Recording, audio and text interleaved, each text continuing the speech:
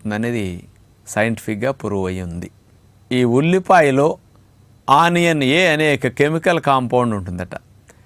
ఇది శరీరంలో క్యాన్సర్ కణాలని మలం ప్రేగుల్లో 40% క్యాన్సర్ రాకుండా రక్షించడానికి ఈ ఆనియన్ ఏ అనేది బాగా పనికొస్తున్నదని 2016 సంవత్సరంలో నార్విచ్ మెడికల్ స్కూల్ యూకే వారు ఈ పరిశోధన ద్వారా మరి మలం ప్రేగుకి క్యాన్సర్ రాకుండా, ప్రేగుల్లో క్యాన్సర్ డెవలప్ అవ్వకుండా ఉల్లిపాయ బాగా పనికొస్తున్నది. వీళ్ళు ఎంత తినమన్నా రోజుకు 30 గ్రాములు లేకపోతే 40 గ్రాములు ఉల్లిపాయ కనుక వాడినప్పుడు ఇలాంటి ప్రయోజనాలు వస్తున్నాయని సైంటిఫిక్గా ఉంది.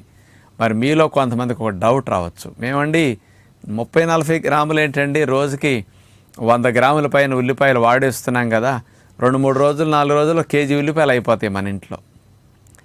మరి ఒక్కొక్కరికి 100 గ్రాముల పైన వెళుతున్నాయి, అయినా మనకి ఇలాంటి బెనిఫిట్స్ ఎందుకు మిస్ అవుతున్నామని డౌట్ రావచ్చు.